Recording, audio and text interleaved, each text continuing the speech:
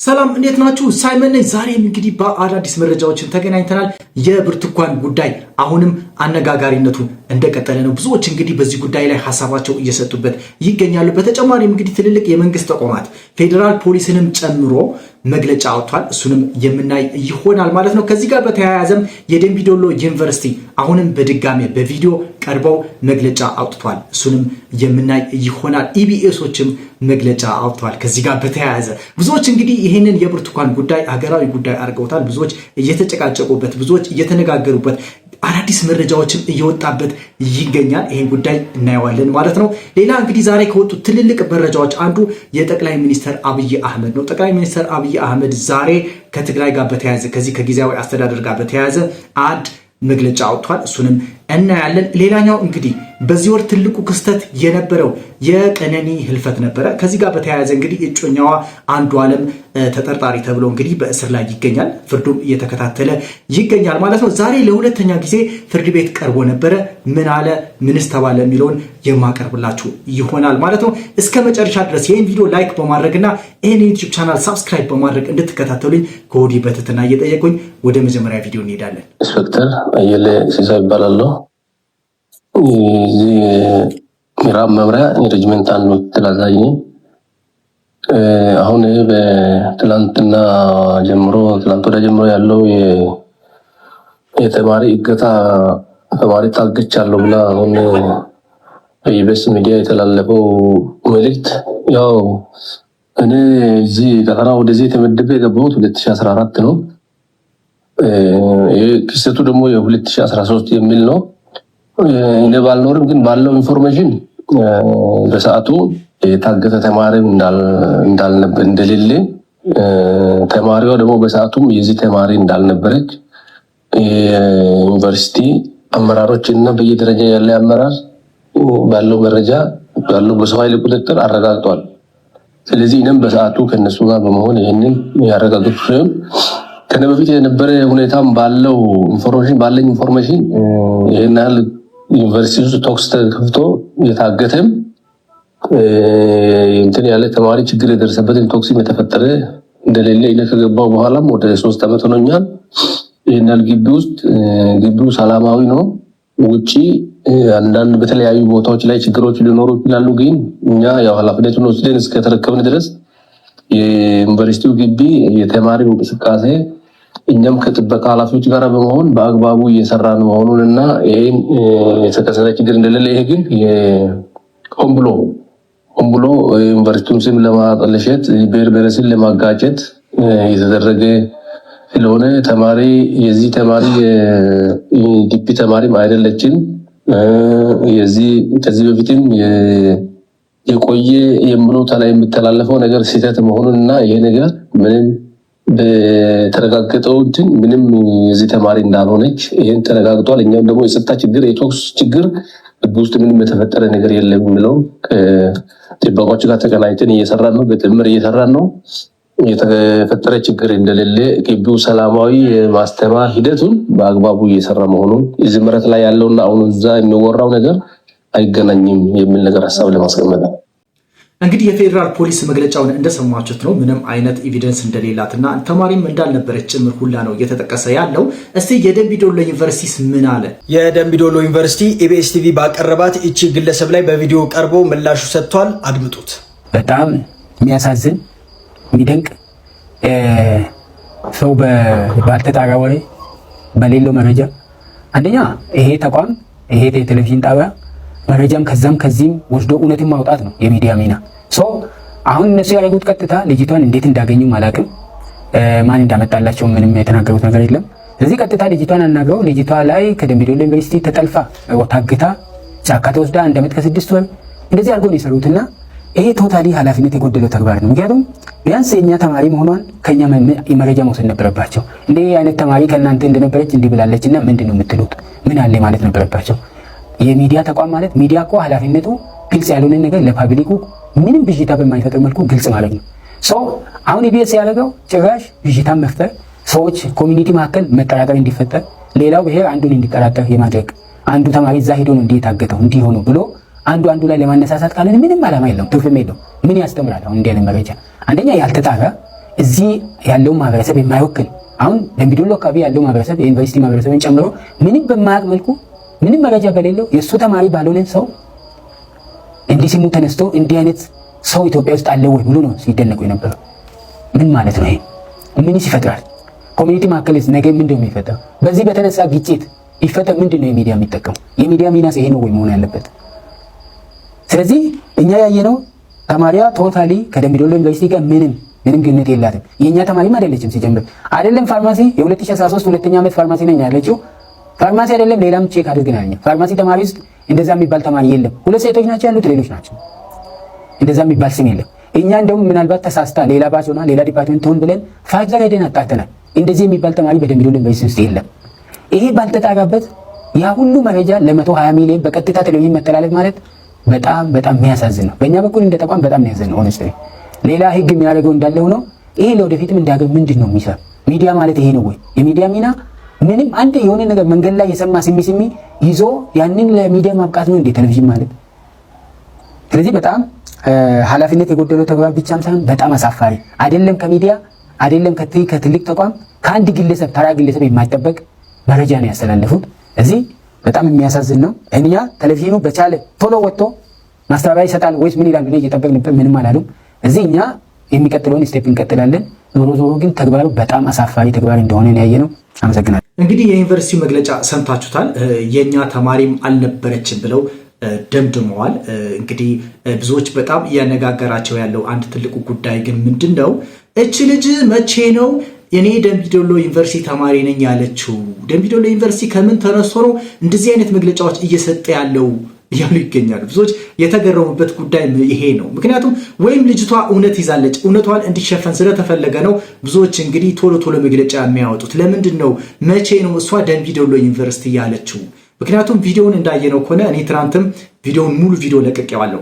እሷ ኢንተርቪው የሰጠችበት ኢቢኤስ ላይ ቀርባ ዶክሜንተሪንም ጭምር ትናንት ለቅቄዋለሁ። ተመልሳችሁ ማየት ትችላላችሁ ማለት ነው። እኔ የለቀኩት ቪዲዮ አለ። እሷ ዩኒቨርሲቲ ደምቢዶሎ ዩኒቨርሲቲ ተማሪ ነኝ አላለችም ነው ሰው እያለ ያለው። ስለዚህ ምንድነው የምታወሩት ነው እያለ ያለው። መግለጫው ጋር ስንነሳ እንግዲህ የኛ ተማሪ አይደለችም ብሎ ደምድሟል። ስለዚህ ልጅቷ እንግዲህ እዛ ከነበረችም አሁን ዶክሜንት ማምጣት መቻል አለባት። እዛ ተማሪ እንደነበረች የሚጠቅስ ነገር ማምጣት መቻል አለባት። እስቲ ሌሎች መረጃዎችም አሉ ከዚህ ጋር በተያያዘ እናዳምጥ።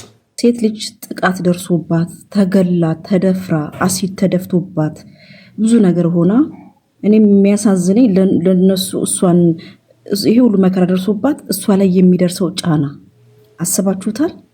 ይቺ ልጅ ብዙ መከራ፣ ብዙ ህመም፣ ብዙ ችግር አሳልፋ የእሷ ችግር ከአንድ ከሚመለከት አካል ጋር ስለሚገናኝ ብቻ ኖ ውሸትሽን ነው ይባላል። ኖ አልተደረገሽም፣ ከተደረገችው በላይ ማለት ነው። እና አሁን በዚህ በብርቱካን ምክንያት ምን እንደታዘቡ ታውቃላችሁ? ኢቨን ይቺ ልጅ ኢንተርቪው ስትደረጉ እኮ የዩኒቨርሲቲውን ስም አልጠቀሰችም፣ ዩኒቨርሲቲውን አልጠቀሰችም። እኛንን በግምት ከዛ ይሆናል ከዚህ ይሆናል፣ ግን ቀድሞ መግለጫ ያወጣው ዩኒቨርሲቲው ነው ሳትናገር። አንዳንዴ ምንድነው የማርያምን ብቅል የበላ ያስለፈልፈው አይነት ነገር አልተናገረችም ዩኒቨርሲቲው። እንደውም ኢቪኤስን እኔ ከሰው የነበረው ለምንድነው የመጣችበትን ዩኒቨርሲቲ ያልተናገረችው እያልኩ ነበር። አንደኛ ነገርና ቀድሞ መግለጫ ሰጠ። የልጅቷ ችግር፣ የልጅቷ ሰቆቃ፣ የልጅቷ ምንም ነገር አላሳሰባቸው። እነሱ የሚያሳስባቸው ህመማቸው፣ ስማቸው ተነሳ ምን አለ ምናምን ነው። እች ግን ስንት መከራ አይታ ያ ሁሉ ችግር ደርሶባት እዚህ ደርሳ አሁን ደግሞ ችግሯ ስተነፍስ መከራ የሚደርስባት ከሆነ እንዴት ነው ከአሁን በኋላ ሴቶች ወጥተው ሲደፈሩ የሆነ ነገር ጥቃት ሲደርስባቸው ወደ ሶሻል ሚዲያ የሚመጡ ወደ ህብረተሰቡ ድምፅ ሁን ብሎ የሚመጡ አይችሉም። ምክንያቱም ፊድባኩ ከባድ ነው። ከተጎዳሹ በላይ ነው የሚጎዳው ህዝቡ። ደግሞ የሶሻል ሚዲያ ተጽዕኖ፣ የጫናው፣ የመንግስት ጫናው ብዙ ነገር እና ሴት መሆን ከባድ ነው በዚህ ዘመን። አትቀደሙ ነው፣ ቀድማችሁ አትገኙ። ጉዳት ከደረሰባችሁ በኋላ ጉዳታችሁን መናገር የማትችሉበት ዘመን እኮ ነው። ከደረሰበት ሰው በላይ እኔ ነኝ የማውቅልህ ብሎ ስለአንተ ጉዳት ሊተነትንል የሚመጣ ሰው አለ። ይሄን የገጠመን እንግዲህ ዋናው ነገር ይሄ ነው። እንግዲህ ሴቶች ተበድለናል ብለው ሚዲያ ላይ ሲወጡ በትክክለኛ መንገድ በፍርድ ሂደት ተጣርቶ ወይም በገጠማቸው መንገድ ምርመራ ተደርጎ ቢነገር እኮ እዚህ ውስጥ አይገባም ነበር ሰው። አሁን በደፈናው ስለሚካሄድ ነው። አንድ ሰው ጉዳት ይደርስበታል ወይም አንድ ሴት ጉዳት ይደርስበታል፣ በቃ ዜና ሆኖ ይቀራል። ያ አሁን ምንድነው እውነታ እንዳይወጣ ለሌሎች ሴቶች ለተበደሉ ሴቶችም እንቅፋት እየሆነ ይገኛል። አሁን አንድ ሴት ተበደለ አሁን ኮንፊደንስ አይኖራትም፣ ወጣ ተበደልኩኝ ለማለት አሁን ኮንፊደንስ አይኖራትም። ያ ደግሞ በጣም ትልቅ ችግር አለው። ያ ከሆነ ደግሞ ሴቶች እንደዚህ አይነት ፍትህ የማያገኙ ከሆነ ደግሞ ወዴት ይሄዳሉ? እነሱም እንደገና ወደ በቀላ ነው የሚሄዱት። እና ስለዚህ ይሄ ነገር ቶሎ ፍትህ፣ መንግስትም አንድ ነገር ሲከሰት ቶሎ ፍትህ ማምጣት፣ ቶሎ ጉዳይን መርምሮ ለህዝብ ማሳወቅ መቻል አለበት። አሁን ትልቁ የምርመራ ጉዳዩ መጨረሻ ላይ የማይታወቅበት ኬዞች ስለበዙ ነው እንደዚህ አይነት ጉዳዮች እየመጡ ያሉት። ስለዚህ ይህንን መስተካከል መቻል አለበት። አንድ ነገር ሲከሰት ቶሎ ጉዳዩ ታውቆ ቶሎ ጉዳዩ ተመርምሮ ቶሎ ጉዳዩ እልባት የሚገኝበትን መንገድ መፈጠር መቻል አለበት። እስቲ ሌላ መረጃ አለ ከዚህ ጋር በተያያዘ። ደምቢዶሎ ዩኒቨርሲቲ ነው የተማርኩት ብላ አንድም የጠቀሰችው የለም። ደምቢዶሎ ዩኒቨርሲቲ ግን መግለጫ አወጣ። ፈስ ያለበት ዝላ አይችልም ነው። ስምን ካልጠራ ለምን ወጣ? ምክንያቱም ትራማ ተሰርተዋል። የደምቢዶሎ ላይ 17 እህቶቻችን በደል ደርሶባቸው በልታችኋቸዋል። እስካሁን ድረስ ቤተሰብ ደም እንባ እያለቀሰ ነው። ለትምህርት የሄዱ እህቶቻችንን፣ ፖለቲካ ውስጥ የማይገኙ እህቶቻችንን በልታችኋል። ምንድን ነው ስራችሁ? የሽፍታዎች ሴት መድፈር ነው። ዓላማ የላችሁም፣ መውቃት የላችሁም። ስለዚህ ምንም ያላረገች እቺ በሰቆቃ እግዚአብሔር አምላክ በጥበብ ትረፊ ያላት ነፍስ ናት። ትረፊ ብሏታል የብርቱካንን ነፍስ እግዚአብሔር አምላክ ትረፊ ያላት ተረፈች። በጣም ይዘገነነ በሰውነታቸው መጫወት እንኳን ጨርሰው በፌሮ ይጓት ነበር ማጽነዋል። ምን አይነት ዘመን ላይ እንዳለ እኔ ግራ ነው የገባኝ። ምን አይነት ዘመን ምን አይነት ጭካኔ ላይ እንደገባን እንግዲህ እንደምትሰሙት ነው። የብዙዎች ጥያቄ እንግዲህ መቼ ነው ደምቢዶሎ ዩኒቨርሲቲ ያለችው ነው እያሉ ያሉትና እስቲ እናዳምጥ። ሌላም አለ። በዚህ ቪዲዮ ውስጥ መንግስት የሚያገኘው ጥቅም እንጂ ጉዳት የለበትም። ምክንያቱም በጫካ ውስጥ የሚሰሩትን ሴራዎች፣ ድብቅ አጀንዳዎችን ማሳያ ተደርጎ ሊቆጠር ይችላል። ለመንግስት ትርፍ ነው። ከዛ ውጭ ግን መንግስት በዚህ ውስጥ ከጉዳት የለበትም። እውነታውን ነው፣ ሪያሊቲውን ነው ያሳዩት ከተባለ።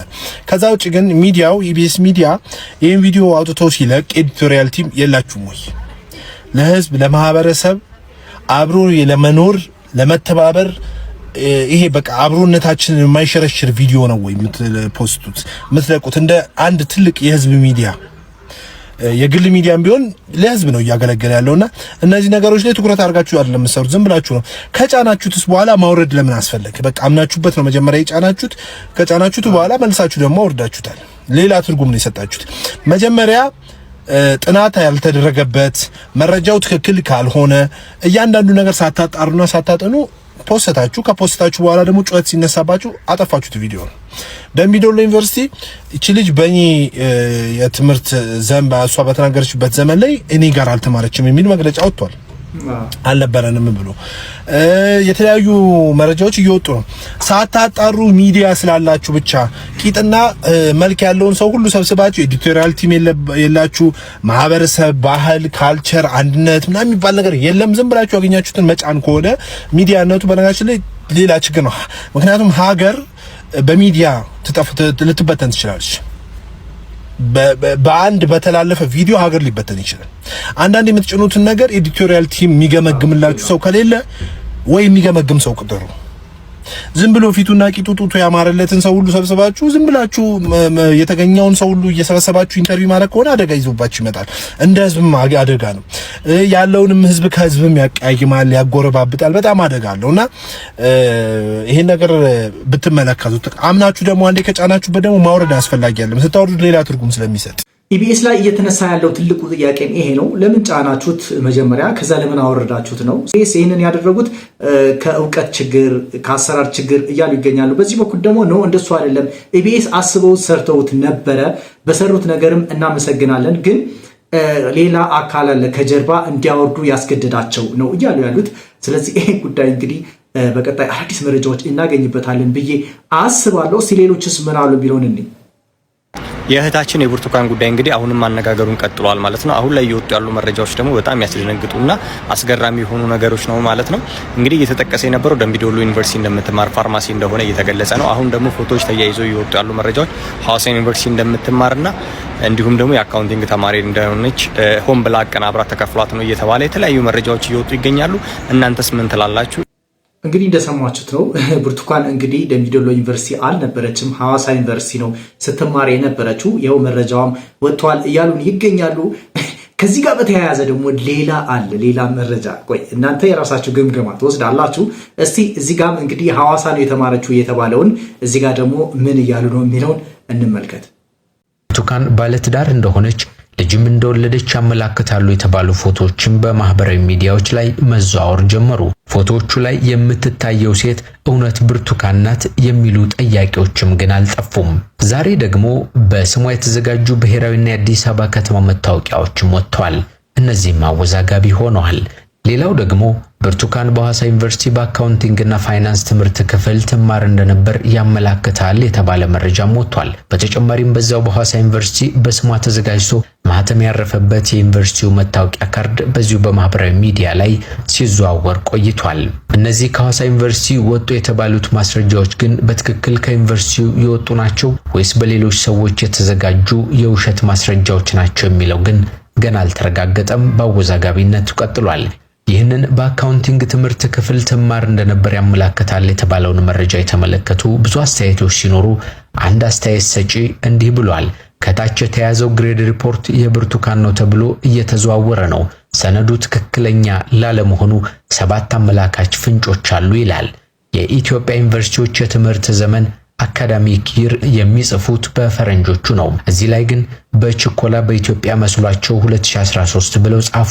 ጎበዝ 2013 በፈረንጆቹ እኔ ራሴ ገና ተማሪ ነበርኩ ይላል። ሁለተኛው ደግሞ የአያቷ ስም በትክክል አልተጻፈም ብሎም ጠቅሷል።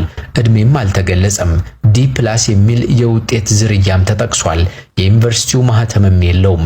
የተጻፈው በደብዛዛው ነው ወይም ፎቶሾፕ ስታይልም ይመስላል። ተመሳሳይ ስም ኢትዮጵያ ውስጥ እንኳን በመላው ሀገሪቱ ቀርቶ በአንድ ክፍል ውስጥ ራሱ ሊኖር ይችላል። ሐሰት ባዛመትን ቁጥር እውነት ተደብቆ እንዲቀርም ያደርጋልና አሁንም እውነታው ይውጣ ሲልም ጥያቄውን አቀርበዋል።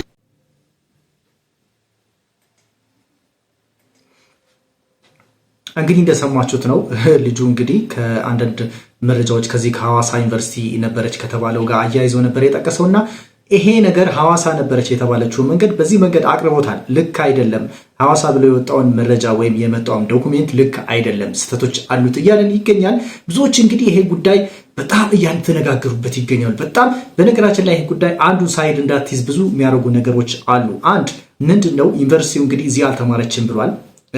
ደምቢዶሎ ዩኒቨርሲቲ የኔ ተማሪ አይደለችም ብሏል።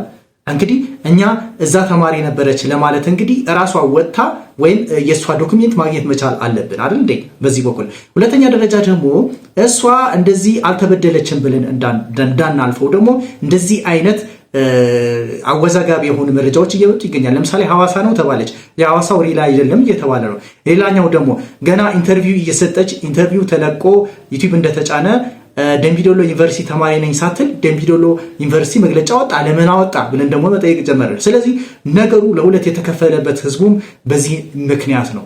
ጉዳይ በሁለት አንግል ነው እያዩት ያሉት ሰዎቹ። አንድ ጉዳይ እንግዲህ ልጅቷ እውነት ተበድላለች፣ መረጃዋ ዶክሜንቷ እንዲጠፋ እየተደረገ ይገኛል፣ ይሄም የመንግስት አካል አለበት ይላሉ።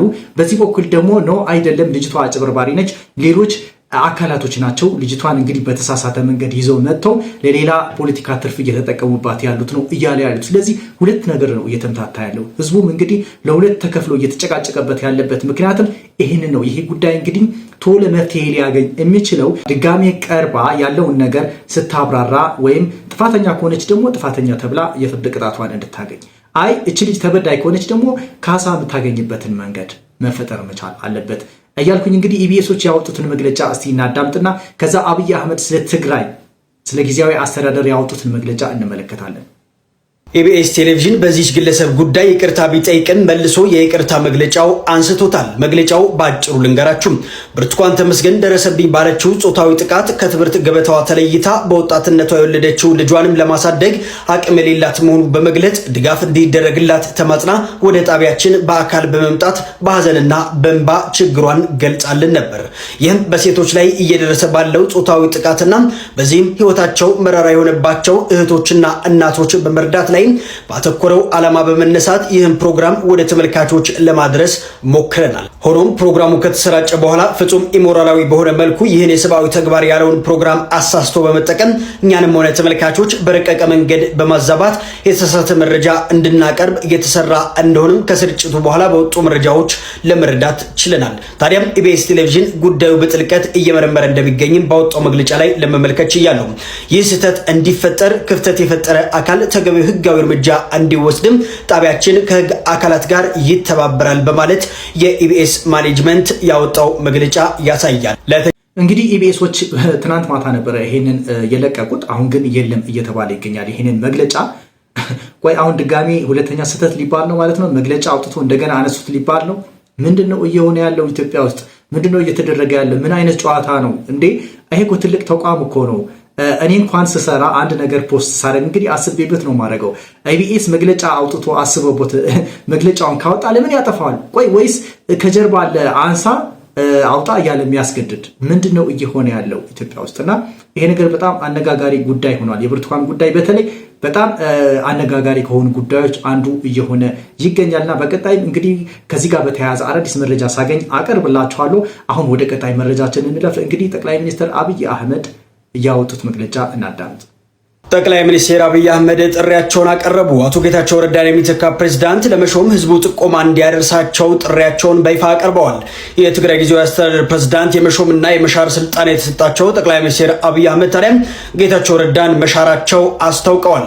ጠቅላይ ሚኒስትሩ የ2 ዓመት ዕድሜ ገደቡን የጨረሰውን አስተዳደር ለ1 ዓመት መራዘሙንና አዲስ ፕሬዝዳንት እንደሚሾም ጠቁመዋል። ለተጨማሪ መረጃዎች የፕላስ ምልክቷን በመንካት ፎሎ በማድረግ ቤተሰብ ይሁኑ።